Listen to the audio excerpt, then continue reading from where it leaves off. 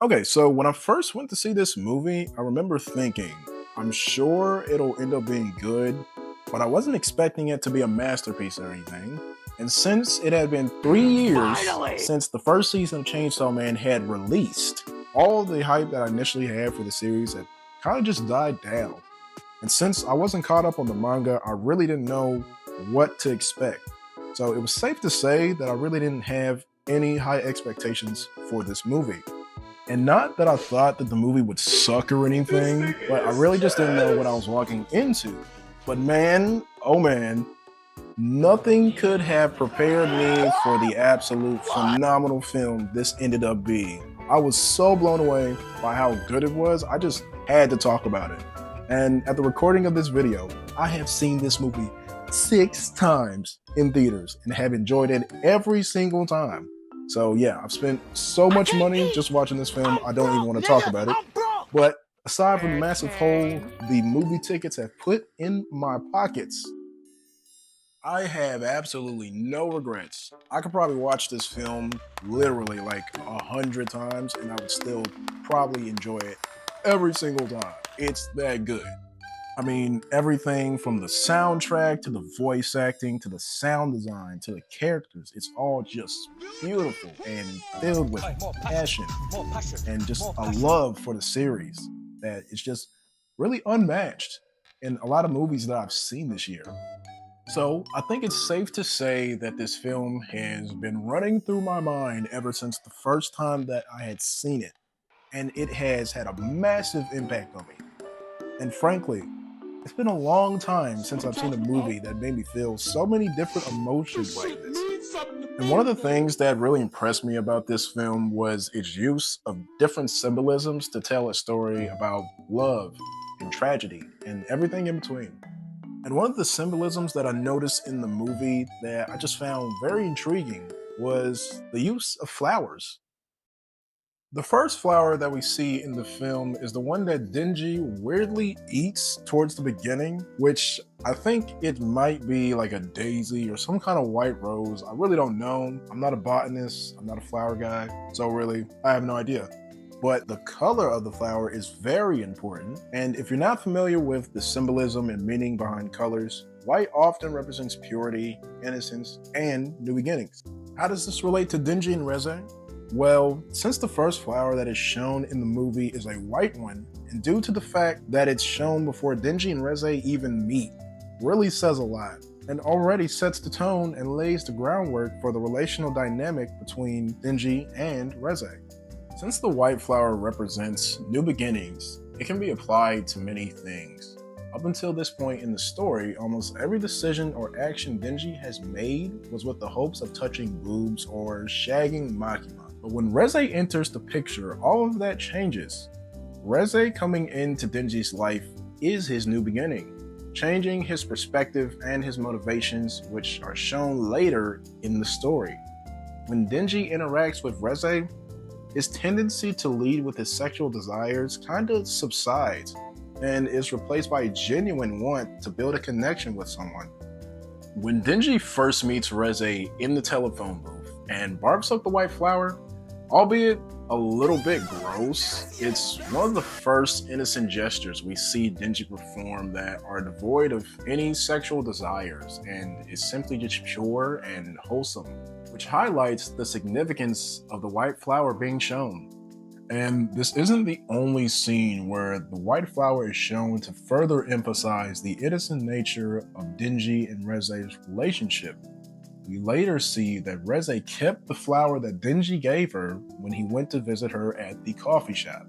Now, by this point in the story, unless you're a manga reader, you wouldn't know that Reze is actually the bomb devil sent by Russia to kill Denji and obtain his chainsaw heart. But as stated by Denji near the end of the movie, Reze could have simply killed him the first time they met, and she also had many other opportunities to do so. But Denji's kind but gross gesture and naive innocence piques Reze's interest in him, causing her to hesitate and get a bit distracted from her original goal. So when she keeps the flower that he gave her, it represents her innocence as well, because what started out as a literal assassination mission has shifted to her genuinely wanting to get to know Denji and learn more about him from a place of pure intentions and wanting for connection. So as much as Denji is changed by Reze, she is also changed by him just as much. They are simply each other's new beginning, which brings me to the next flower that is shown in the movie. The second flower in the film that is significant to Denji and Reze's relationship is the red flower. And like I said previously, I don't know exactly what kind of flower it is, but again, the color is what's most important. So how is the red flower important? Well, red often represents love or passion, but on the other side of that, it can also represent blood, danger, and violence, which is where the tragedy starts to unfold with the symbolism of these flowers. When we see the red flower, it's after Reze and Denji have had their all-out brawl that nearly destroys the entire city. And by this point, we also know that Reze wishes to run away to escape her current circumstances as a Russian agent. So since Reze failed to complete her mission and confiscate Denji's heart, she sets off to run away after their last interaction together on a beach, where she knocks Denji out. And before he's completely unconscious, he tells her he'll be waiting for her at the same coffee shop from earlier.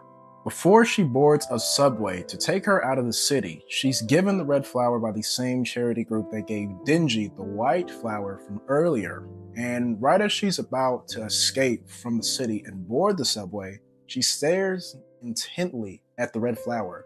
And she ends up deciding to not get on the subway, and she lets it pass her by. So why is that? Why would she let her only chance of escaping slip away?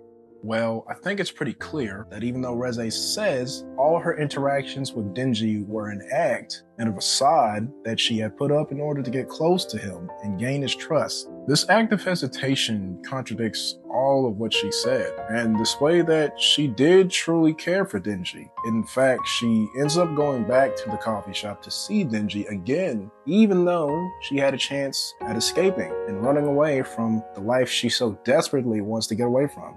It's all because Reze actually does love Denji, which goes back to the importance of the red flower being shown before she ends up going back to see Denji at the coffee shop.